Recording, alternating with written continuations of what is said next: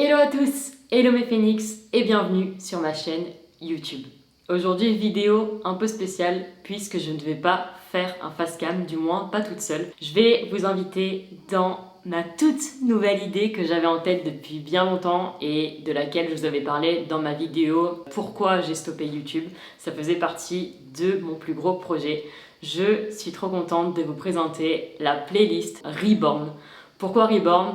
La renaissance. J'ai envie en fait de vous apporter plusieurs témoignages, j'ai envie de faire venir des gens sur ma chaîne YouTube et des gens qui peuvent vous inspirer de par leurs histoires. Ça peut être des combats, des maladies, des accidents, des sorties de dépression, mais ça peut tout aussi bien être des gens qui ont décidé de changer de vie du jour au lendemain. J'ai vraiment envie de vous montrer que je ne suis pas la seule à avoir relevé la tête et que, au-delà de mon message, donc que si je l'ai fait, vous pouvez le faire aussi. Beaucoup de personnes réussissent tous les jours à accomplir de formidables choses. Donc je suis trop contente de vous présenter ce projet et trop contente de vous faire suivre cette vidéo avec la première invitée. Je vous laisse découvrir le projet Reborn. J'espère du fond du cœur qu'il vous plaira et en tout cas, vous le reconnaîtrez tout le temps avec cette intro.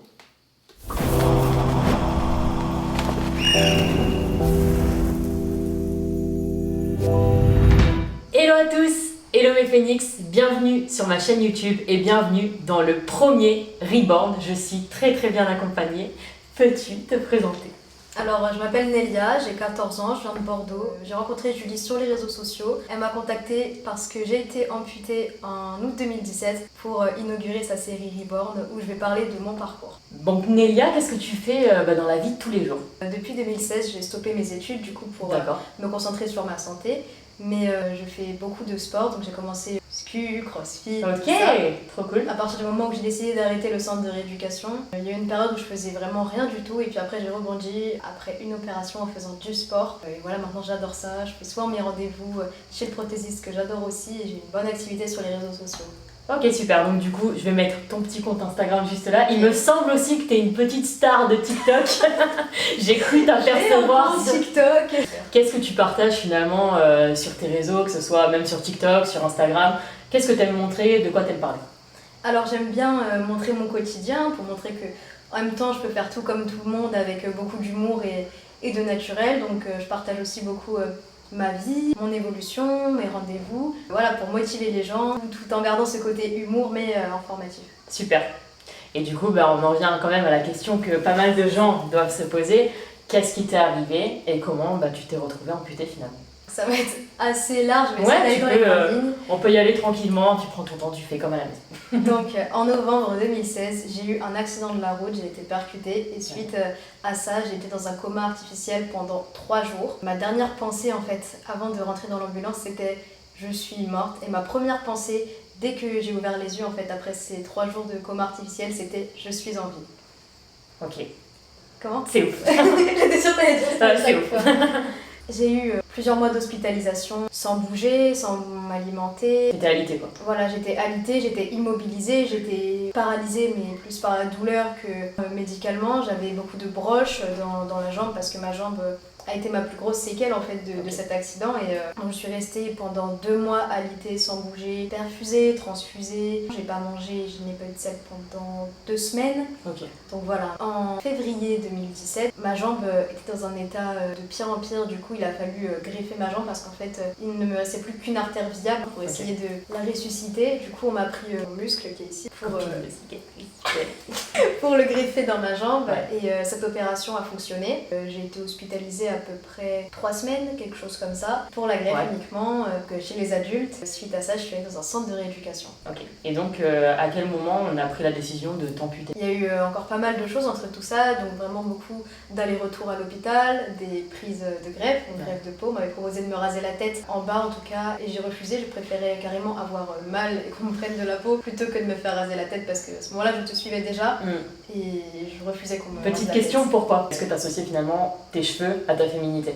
C'est ça, parce que étant donné que j'étais en fauteuil roulant, du coup que j'avais des vêtements médicalisés, que voilà, je n'avais plus d'ongles, que mes cheveux étaient déjà en très mauvais état à cause de ce qui était bétadine, anesthésie générale, mes cheveux tombaient, et me dire qu'en plus de ça on allait me les raser, pour moi c'était impossible. J'ai préféré qu'on me fasse une greffe de peau normale en fait, et du coup voilà, il y a eu plein d'allées venues à l'hôpital, donc des antibiotiques. Au bout de quelques mois, j'ai eu du coup besoin d'une greffe d'os pour ma jambe, et normalement si la greffe d'os prenait, je pourrais enlever du coup les fixateurs externes qui étaient dans ma jambe. On m'a pris de l'os dans le dos, cette partie-là, plus de l'os à la banque d'os. Cette opération a tenu à peu près 2-3 mois.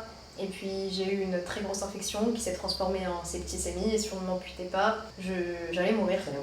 C'est ça, et du coup je suis rentrée à l'hôpital début juillet. On a essayé quand même de voir ce qu'il y avait à faire. Les médecins me proposaient de me sectionner un bout du fémur, puis de faire remonter mon os avec un système. J'ai tout de suite refusé, c'était pour avoir un genou plus haut que l'autre ici. Ouais. Pour moi c'était improbable. J'ai été amputée le 3 août 2017, donc c'était une obligation médicale, mais je sais que s'ils avaient voulu retenter quelque chose, j'aurais refusé quoi. Combien de temps tu as gardé ta jambe après l'accident?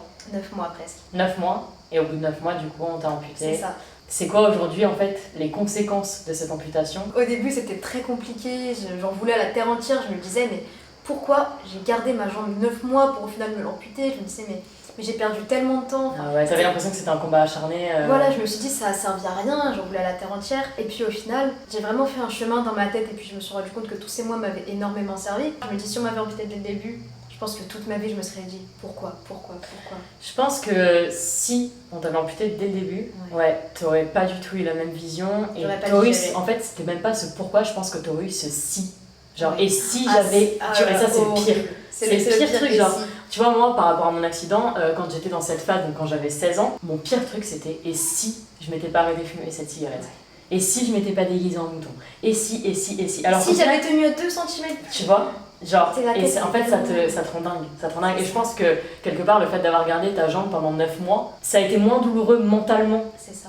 Que si on t'avait amputé directement. J'ai rencontré des personnes qui se sont réveillées en fait sans leur jambe, donc ils ne se souvenaient plus qu'il y avait un accident. Et ils se réveillent, monsieur, vous avez été amputé. Tu te rends compte l'effet que ça fait dans le cerveau? Ouais. Je pense que voilà. Je pense que même que moi, quand on m'a dit, voilà, t'es brûlé sur 40% du corps, t'as plus de cheveux. C'est un choc psychologique, je pense. Est-ce que t'as eu le temps? Enfin, est-ce qu'on peut vraiment s'y faire à une amputation? Franchement, oui. Oui, dans le sens où je me suis fait une raison. Mais c'est très compliqué dans le sens où c'est quand même une partie de ton corps, c'est un truc qu'on t'enlève, et puis surtout que moi je m'étais attachée à cette éventuelle idée de guérison. Pouvoir garder ta jambe. Voilà, parce que autant quand tu te fais amputer dès le début, tu sais que voilà, il n'y a aucun espoir et que tu vas pouvoir remarcher vite et qu'on n'a rien pu essayer, c'est fait. Mais à l'inverse, lorsque tu as ta jambe, on te dit bah on va essayer de faire quelque chose, tu vas pouvoir remarcher. Toi t'étais attachée à ça. Voilà. Après, au bout de peut-être 5-6 mois, j'ai commencé à me dire non, stop, ma jambe c'est de la merde, c'est un état de merde. Tu m'effleurais comme ça, je me mettais à hurler tellement j'avais mal. Donc voilà, je m'étais défaite de cette idée, mais je m'étais quand même accrochée à un espoir perdu en fait. Ok. Et donc, les conséquences de cette amputation maintenant dans la vie quotidienne? Franchement, je me sens pas pour autant handicapée. Je me considère plus comme une personne à mobilité réduite, parce que c'est la vérité. Je sais que je pourrais très bien conduire, courir, je peux monter les escaliers. Tu t'estimes pas handicapée tant que tu peux faire comme tout le monde. Voilà, c'est ça. Et puis pour moi, on est tous un peu handicapés à notre manière, même sans avoir de particularité physique. Tout le monde a elle a 14 ans, enfin, genre, tout va bien. Donc tu t'estimes comme une personne à mobilité réduite, pas comme une handicapée. Est-ce que tu as quand même du coup des conséquences par rapport à cette mobilité réduite? Alors j'ai souvent des rendez-vous chez le prothésiste parce que voilà, il y a beaucoup de variations de volume au niveau de mon membre résiduel, tu vois, le moignon, mais je déteste ce mot, je trouve ça très moche. Moi aussi, j'aime pas du tout. C'est horrible. Du coup, voilà, j'ai souvent des rendez-vous chez le prothésiste, j'ai des prothèses magnifiques, j'ai un prothésiste que j'adore. Merci. Et voilà, ça me plaît beaucoup dans ma vie, ça fait vraiment. Donc en fait, c'est pas vraiment une conséquence. Non, voilà, c'est plutôt la suite. En fait, oui, c'est quelque chose que tu dois faire, mais tu le vois pas comme une conséquence vu que t'aimes aller là-bas. Par contre, voilà, c'est ça. Par contre, une vraie conséquence, c'est les douleurs fantômes. Je sais pas si je t'en ai dit. Bah non, alors toi tu m'en as pas parlé, mais j'en ai beaucoup entendu parler. Les douleurs fantômes, c'est le fait de ressentir le membre qui est amputé. Donc j'ai des sensations, très souvent de l'électricité ou plutôt des cognements. Des décharges, voilà. Ça, alors que je n'ai plus ma jambe. Donc toutes les sensations. C'est comme si c'était au niveau de ta jambe. Enfin, oui, là je t'en parle, j'en ai. Ah ouais, j'en ai vraiment tout le temps. Ok, ça marche. Mais voilà, dès qu'on m'a amputée, je savais en fait avant l'amputation qu'il y avait des risques de douleurs fantômes. Ça touche 80% des amputés, je crois. Et moi, je me suis dit, avec la chance que j'ai, je vais en avoir. Ça va me c'est sûr, tomber ça va me dessus. tomber sur la gueule. Et toutes les douleurs que j'ai ressenties durant les 9 mois où j'avais ma jambe, je les ai ressenties 10 fois pire une fois que j'étais amputée. Et donc en fait, ça te rend fou parce que t'es là, tu te regardes, tu dis, mais j'ai pas de jambe. Donc tu touches, tu n'as pas de jambe. Mais tu sens ta jambe, tu te dis, mais je deviens fou. Mais le pire truc, je crois qu'on m'ait fait, c'est qu'on m'a proposé la thérapie miroir. On te met un miroir pour faire On genre... te met un miroir ici, et en fait, tu regardes dans le miroir pour tromper ton cerveau. Et du coup, tu vas avoir une deuxième jambe ici, et tu tournes ta tête, t'as plus la jambe. Quand tu enlèves le miroir, tu vois que t'as plus ta jambe, mais pendant quelques instants, t'as vu ta jambe. Pourquoi ils font cette thérapie? En fait, le but après une amputation, c'est vraiment d'adapter, faire croire que tout est comme avant, d'agir comme avant. Inconsciemment, peut-être que ça peut être bien, mais moi, j'étais tellement dans ce truc de je suis amputée. En fait, je suis en train de penser, si on m'avait fait ça en tant que grande brûlée, avec genre en mode on me met. Ouais, on me met genre, tu vois, de la peinture, et là on me dit genre voilà, donc là ton bras il est pas brûlé, là ton bras il est brûlé. Oui. Genre moi je pense que je serais c'est pas comme, imagine, genre en mode. imagine on te photoshop, on t'enlève toutes tes brûlures. Tu te dis Berk, c'est pas moi. C'est pas moi, ce que je veux dire. clairement. C'est ça. C'est pour ça que j'ai aussi des difficultés à regarder des photos avant mon accident. Je comprends. Enfin, c'est pas quelque chose qui me fait du mal ou quoi, mais pour moi déjà c'est pas moi. C'est pas toi. Voilà. Ouais. Non, et encore ton ça. accident est quand même récent.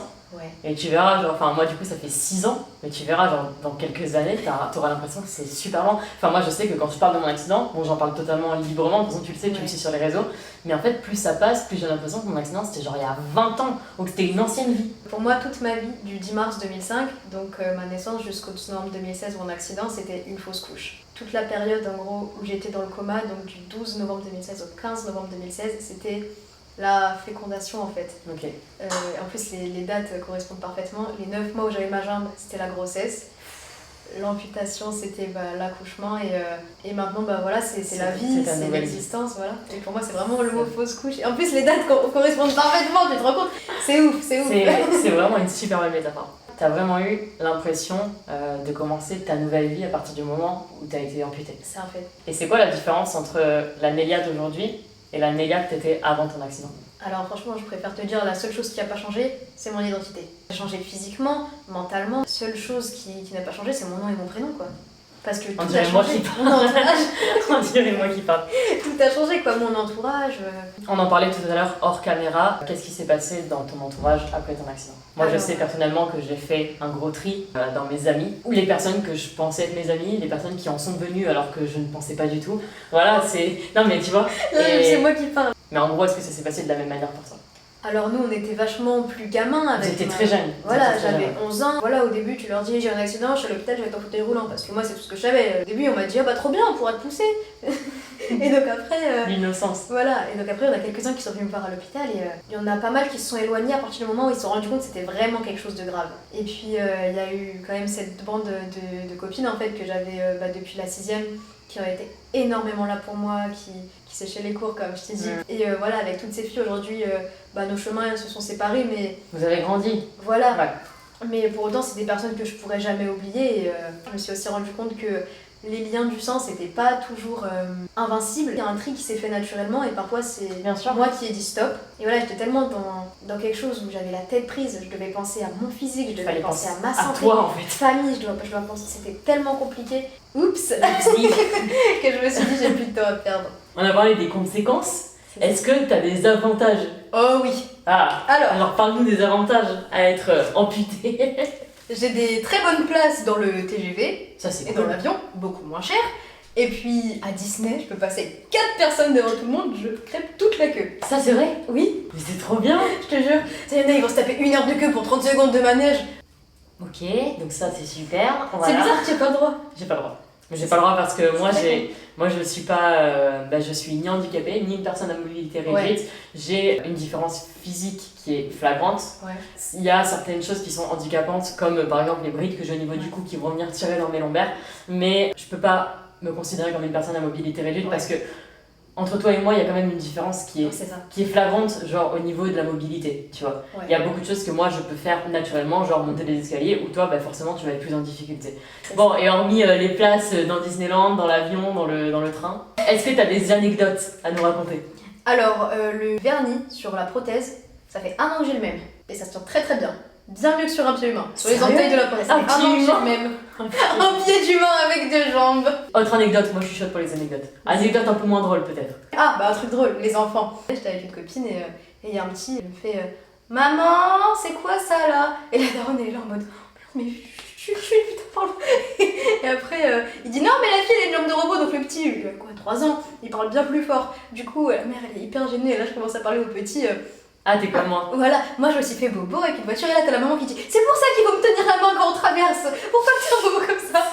Je te jure. Mais souvent les gens ils sont très gênés, après il va y avoir la différence entre Mais après, le moi, drôle ça qui se m'énerve. met à hurler. En fait, moi, j'ai un problème avec les gamins qui demandent aux parents.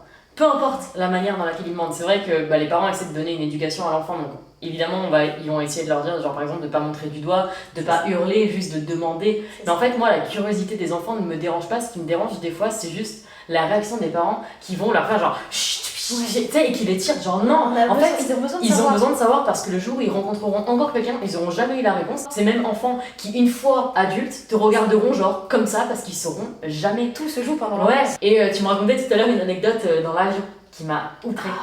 Dans l'avion, à l'aéroport. Alors je devais prendre l'avion du coup et donc forcément on pourrait cacher pas mal de substances illicites là-dedans. Mais voilà, du coup j'ai dû passer entre les portiques et vu que c'était la première fois que je prenais l'avion en tant qu'amputée, ben, je savais pas que j'avais le droit de refuser à ce qu'on m'enlève ma prothèse. Du coup j'ai dû enlever ma prothèse et sauter en fait comme ça pour passer entre les portiques comme si on demandait à un tétraplégique de ramper.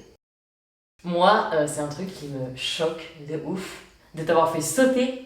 Mais la prochaine fois je refuserais, tu vois, mais sur le coup c'était la Sur le coup, première tu fois. savais pas. J'étais même pas amputée depuis 1 an. Et comment tu vis le regard des gens au quotidien?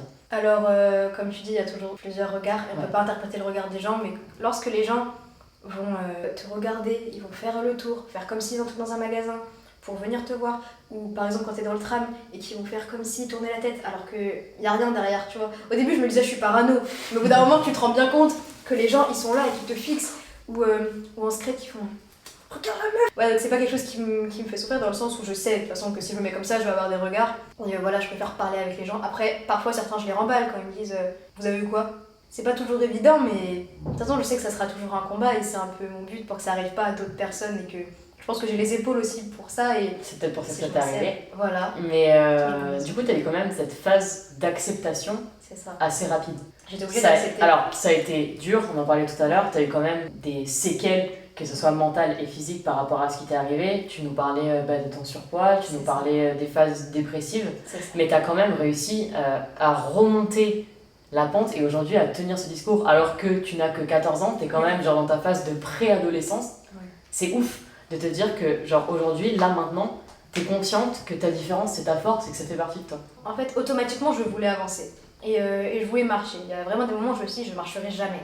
Et lorsqu'on m'a dit qu'en gros on allait m'amputer, je me suis dit bon, je vais pouvoir marcher, même si encore plein d'autres complications après. J'étais obligée d'accepter. Si je voulais évoluer, il fallait que j'accepte. Parce que on peut pas refuser qui on est, on peut pas refuser ce que l'on est. Et je me suis dit, on n'est pas responsable de ce qui nous arrive, mais on est responsable de la tournure qu'on donne aux événements. T'es responsable de ce que t'en fais. Voilà.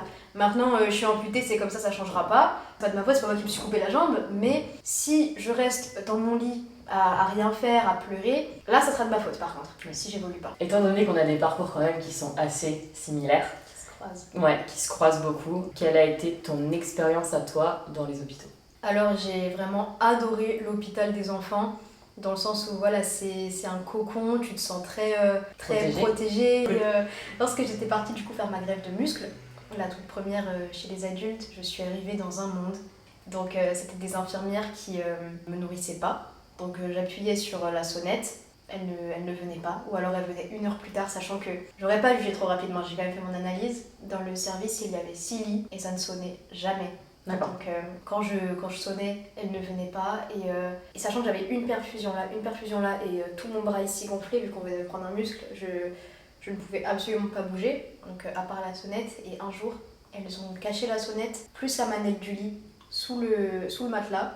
Et la manette du lit, pourquoi? Pour me laisser assise, relevée sur un matelas qui n'était même pas mon matelas habituel, ce n'est pas un matelas R, c'est un matelas tout dur avec Et c'était pas pour des conditions médicales? C'est pas pour des conditions médicales du tout, parce qu'une fois que j'en avais parlé au professeur qui m'avait opéré, il était halluciné de ça en fait. Et pareil, elle faisait patienter ma mère en dehors du service. Le jour où ma mère est rentrée dans le service par les mailles du filet, elles l'ont prise et lui ont dit oui, c'est notre patiente, vous la dérangez. Elles étaient parties dire à ma mère que j'avais besoin de calme, sachant que je pouvais voir ma mère 4 heures par jour et que vu que j'étais enfant, j'avais le droit à une dérogation et j'avais pas été nourrie pendant une demi-journée.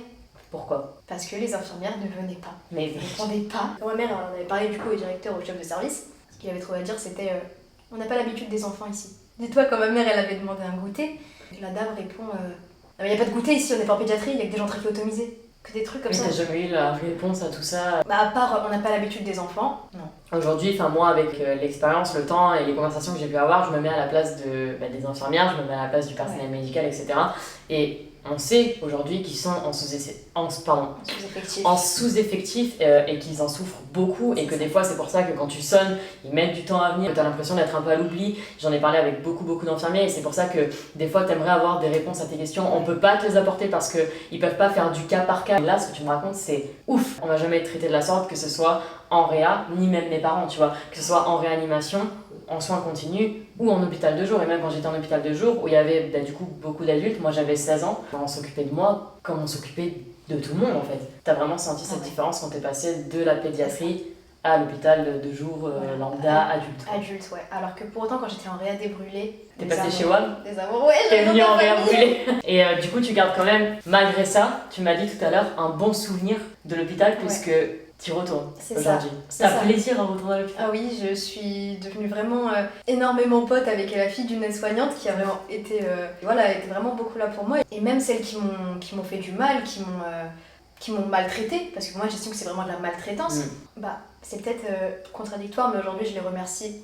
Parce que c'est grâce à elles qu'aujourd'hui je sais, et je sais ouvrir ma gueule dans des situations où là on est irrespectueux avec moi, ou qu'on te traite mal, qu'on te regarde mal, maltraite, tout ça. C'est grâce à ces personnes-là que maintenant je suis endurcie. Nélia, on arrive bientôt à la fin de cette vidéo. On a beaucoup parlé et je pense que beaucoup de gens sont inspirés par ce que tu nous racontes. Comment tu vis aujourd'hui d'être une femme amputée? Alors je le vis déjà bien parce que j'ai réussi à me faire une raison, à trouver du positif dans tout ça, même si forcément parfois il y a quelque chose qui me coince, qui me ramène à plein de choses, mais pour autant c'est pas une souffrance dans ma vie. C'est quoi genre la phrase qui te donne envie de tout, je sais pas, de tout péter quoi? Est-ce qu'il y a un truc, t'as un mantra comme ça? C'est on ne peut pas choisir d'exister, mais on peut choisir comment exister. Qu'est-ce que tu aurais à dire à quelqu'un là qui nous regarde et qui aurait envie, comme toi ou comme moi, de renaître après quoi que ce soit qu'il ait pu vivre? On n'est pas décisionnaire de ce qui nous arrive, mais on peut toujours décider de la tournure qu'on donne aux événements. Et c'est vraiment un choix et c'est compliqué, ça vient pas du jour au lendemain. Il y a plein de doutes, de questionnements, on se casse la gueule puis on redémarre. On peut être en dépression entre-temps, on peut le vivre très mal, mais si on a la détermination et l'envie tout simplement, on peut faire beaucoup plus de choses que ce qu'on ne le pense. Moi je pense que vraiment le mental c'est 50% de la guérison. Voire 80. Plus. Ouais. C'est ça. Tout est question de détermination et de motivation. Et peut-être que c'est une phrase qu'on entend partout, qu'on entend beaucoup et sur laquelle on s'attarde pas énormément, mais quand on veut, on peut. C'est celle que je dis tout le temps. Enfin. C'est ça. J'allais te poser la question, est-ce que tu serais d'accord pour dire, genre là, face caméra à n'importe qui te regarde, que finalement, quelle que soit la chose qui t'arrive, tu peux relever la tête si, au fond de toi, t'en as envie? Est-ce que t'es d'accord avec ça? Totalement, c'est comme la marque qui me fait mes prothèses du coup. C'est notre propre limite, c'est nous quoi. Combien de fois on déjoue les pronostics médicaux?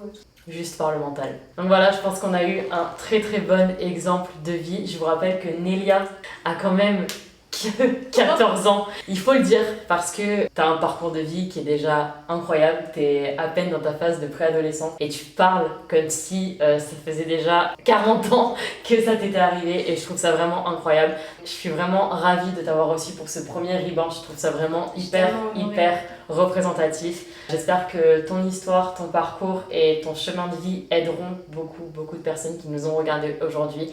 Je remets tes petits logos juste ici là, donc TikTok et surtout Instagram, on est d'accord, pour pouvoir te suivre et je te fais un gros bisou et merci. Je vous dis à très bientôt pour un prochain Reborn avec un nouveau invité. Bah je suis coincée. Je sais au bout de combien de temps ça déverrouille, je fais genre c'est moi. Prothèse, Julie. Ah putain. Est-ce que t'as des... J'en ai marre.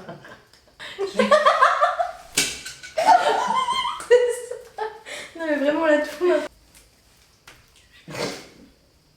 On va rendre compte.